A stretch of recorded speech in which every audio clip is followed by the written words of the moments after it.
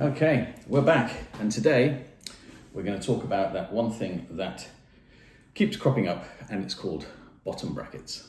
Now, the internet is awash with,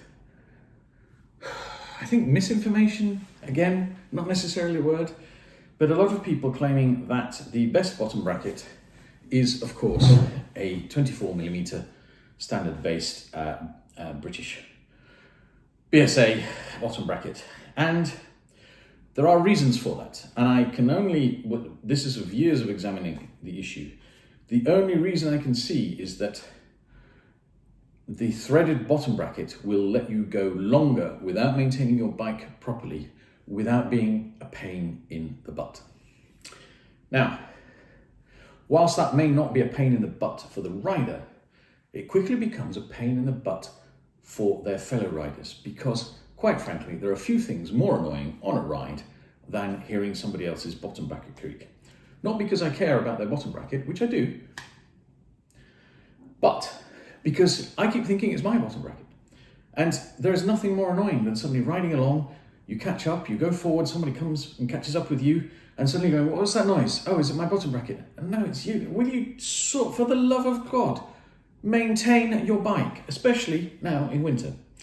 So when another person comes to you and says, oh, I don't like BB30, I don't like press fit, scrape under the surface, because 99.9% of the times, again, that's not scientific, I haven't really surveyed to the level, let's just say a large amount of those times, what they're really telling you is that I cannot be bothered maintaining my bike, and I am willing to put up with a very heavy, out-of-date spindle rather than a very light, bigger, logically better spindle, because I either don't know or I cannot be bothered keeping my bottom bracket area clean.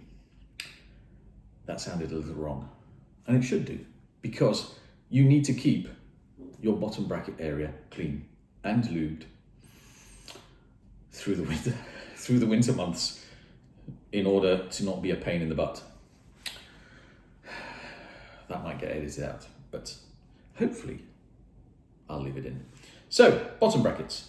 Now, the other thing that I really find annoying about bottom brackets is that people replace them with such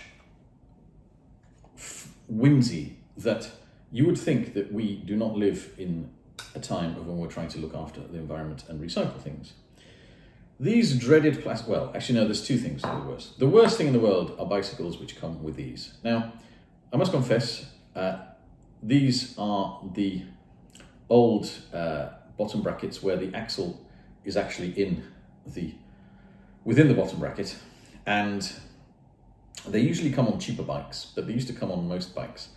And they have the benefits, right? So, for example, my daughter's bikes, I leave those in. Why? Because I'm not going to buy a new pair of cranks for a bike that's already fit for purpose. And they are actually quite strong. The problem is, whenever you want to do anything with them, they are an absolute nightmare. So, the last time I had to take one of these off, I went to the shop. Well, I used the one I had, it didn't work. I went to the shop and got this one, didn't work. I eventually went to my local Halfords, which for those of you who don't know, who are not from England, it's basically a shop that sells everything for cars, etc. So fortunately, as well as bikes, the guy there said that he'd actually got one of these and he'd had his local shop weld one of these to it. And the reason for that is that this tool is so bad and so awful that, I don't know if you can see, but there's basically an offset there of about 0.5 centimetre. And the problem is with that is that on here, you only have literally less than that offset to actually get in and get some purchase. I don't know if you can see that, but there is probably about 2 or 3 millimeters of which to get purchase on a tool that, in the case of this one, is way too long. And this short one,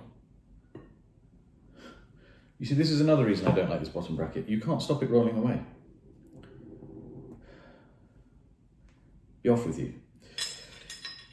So when I went to Halfords, they'd actually had one welded that close with one of these. Now, I'm really sorry, but I understand if you're dealing with like a Caterpillar machine in a quarry, in a salt quarry, that you will need this. Yeah? maybe even a pesky old car. But for a bicycle, I mean, who puts things on this time? I've had to use this as well, removing pedals and removing crank arms. It's like, who puts things on with such force? There is no need to put things on with such force. Anyway, so get rid of that thing. It is god-awful. Only leave it on bikes like your children's cheap bikes, because they are low maintenance. And so the next lowest maintenance, which I don't even have here because I do not own a bike with them anymore, but I will cut in a little bit to a video of one that I've installed. So I do have a BSA bottom bracket bike. I have a few BSA bottom bracket bikes. I do not put the typical threaded small bearing, and I do not put the typical 24mm thin axle axles on. I always put 30mm axles. Why? Because we are in 2020 almost. We're in 2019 as we speak. And honestly, I mean, aluminium is lighter, it's clearly stiffer, it bonds better to products like like carbon fiber, and it doesn't corrode, and the world has moved on. So BSA 30 for me gives people no excuse whatsoever to use anything other than a large 30mm bottom bracket as we move towards T47, which has a metal housing and easily maintainable bearings, which you can put into any legacy frame and keep yourself moving through the winter without having an annoying bottom bracket or not being able to focus, which is my problem now. I was trying to do a really arty sort of focus pull. This should give you thousands and thousands of kilometers and miles of use, as long as you keep maintaining it. The problem is that water it does get into these things a lot better. And honestly, I think the problem really is that bike companies used to install these for one reason and one reason only. Not because they're durable, because they're cheap. Partly because they're durable in that they're cheap to maintain, in that shops never really complained about them because they very seldom go wrong. But they're so heavy, and there's so much friction in these things because there's tiny little bearings and they're just packed with grease to stop water getting in.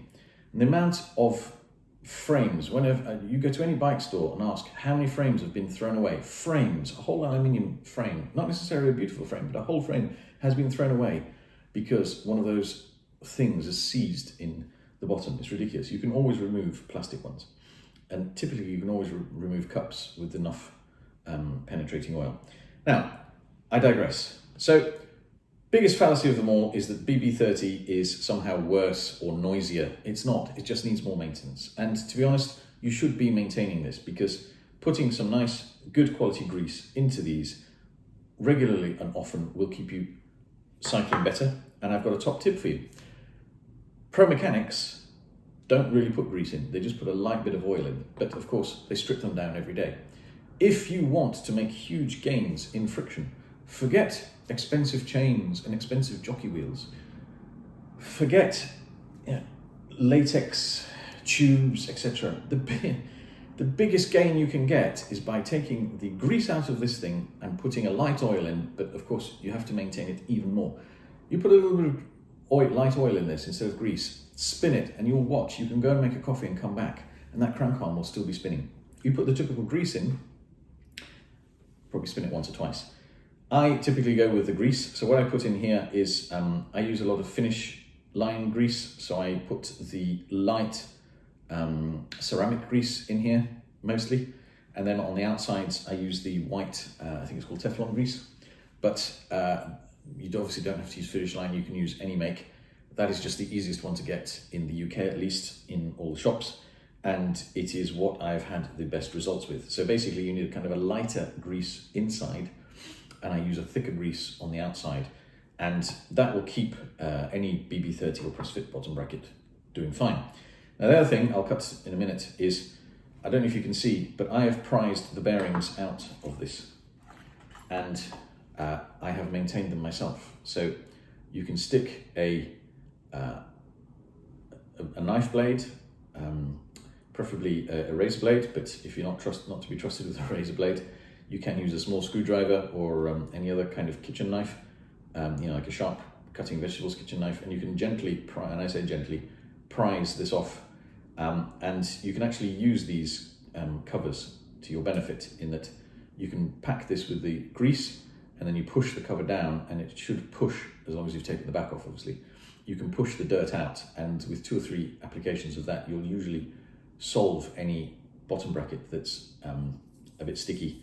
And this one was horrendous, and you can hear it's still a little bit gritty, but you could use that and it won't make a noise and it won't annoy your fellow riders. And you can put that back in. Now I'm not going to press that back in. Now what's nice about plastic is you can actually press that back in by tightening up your bottom bracket, which is something you can't do with I mean, I get how easy it is.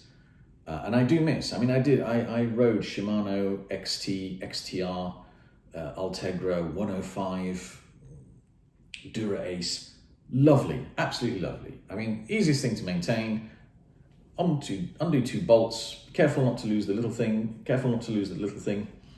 take it off, unscrew, put them back on. But I'll show you in a minute how you can still do that, but with BB30 on the old BSA threads, and you end up with a bigger area here, which you don't need to be a physics genius to work out that is going to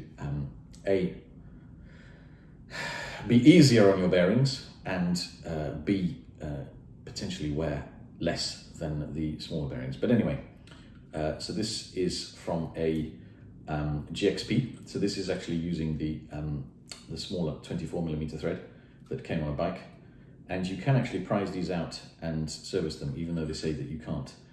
And particularly what you can prize out or just replace are these bearings. Now again, if you get these bearings and with a blade you prise that off, you put in the Teflon grease, pack them, and then use the white grease on the outside and on the outside of these which go in there. Honestly, water will not get in there.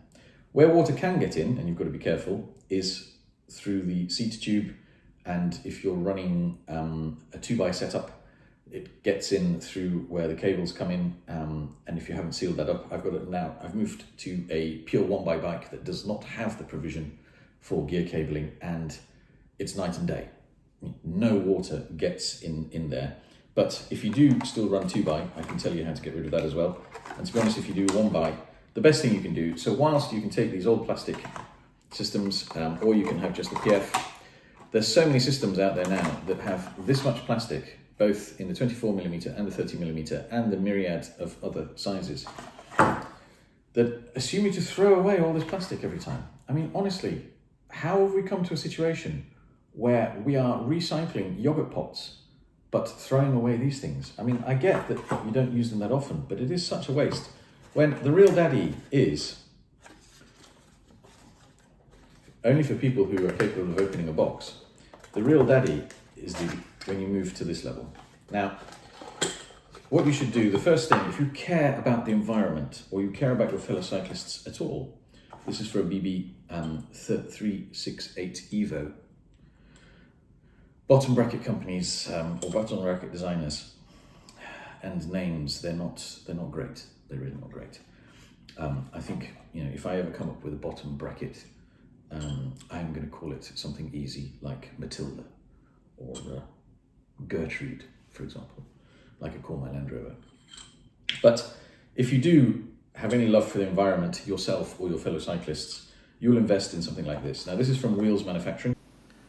These bottom brackets are just exquisitely made, and if they're maintained properly, should last you a lifetime of not annoying your fellow riders with creaky bottom brackets. And I may even add that they're really like a pleasure to work on. So increasingly we're seeing the use or the move towards a more sustainable bottom bracket standard with T47, and the beginnings of this move towards a more sustainable model are the existing, I'd say the existing Wheels Manufacturing type bottom brackets that you can see here, both for press fit variations 386 Evo and the one I'm going to show you in a second for the BSA standard. Invest in something like this. Now this is from Wheels Manufacturing. Rota are also very good at this, and I say that because I'm in the UK and it's very easy to get hold of American things, which this is from. This is made in the good old USA and it smells of good proper machining. But Rota are a European company, and depending where you live in the world, it may be easier to get a Rota one. I generally just buy the one that's easiest to get hold of for my size of bike, or the easiest one to understand, because I will be honest, the Rota website is not the way. It's about as user-friendly as an angry porcupine. The manufacturing website is a lot easier to deal with. But anyway, this has the same concept as this plastic one in that it stops water ingress through areas inside into your bottom bracket. But, I mean, this thing, there is a limit to how many times you can force the bearing out. This one is made to have the bearing A, serviced, and B, replaced as many times as you like. And honestly, one of these, well maintained, it is as smooth as a cashmere codpiece. It really is. I mean, I don't know if a cashmere codpiece is smooth. I've just been told. I think that's one of Stephen Fry's phrases I've stolen. But I trust Stephen Fry on all sorts of things, including codpieces, codpiece advice. Although I honestly don't think he'd be very good at bottom bracket advice. But, you know, try him on Twitter. He's quite responsive. But anyway, this thing is lovely. It screws in from both sides. You grease this up well and you'll stop any water coming in. Whereas just with the threads, you'd be surprised. I mean, water gets everywhere. I recently opened a bottom bracket that I hadn't put grease on the threads, and it's stank of stale water, which is not the nicest smell. But these are beautiful. And on the subject of bearings, obviously, we'll do a whole different video on steel bearings versus ceramic bearings. I generally just stick with steel if you're going to have steel. So if you're going to have ceramic, I said it was going to be a whole different video, didn't I? It is going to be a whole different video. We'll leave ceramic ones alone. But yeah, for the love of God, avoid anything on your bicycle that needs this, and you to buy 3 of these in order to get a dreadful old thing like this. So basically, this thing took me 20 or 30 pounds, 20 or 30 pounds, 20 or 30 pounds, because the bicycle company wanted to save £2.50 using this piece of crap. Honestly. Anyway, don't throw these away. Keep reusing them as much as you can until they break. And when they do break, for the love of everybody, use one of these. I thank you. And never use a bicycle light instead of a light that you can't find, because as you see in this video, it turned itself off 2 or 3 times, and yeah, bloody useless. Anyway, we shall turn this off. And it blinded me.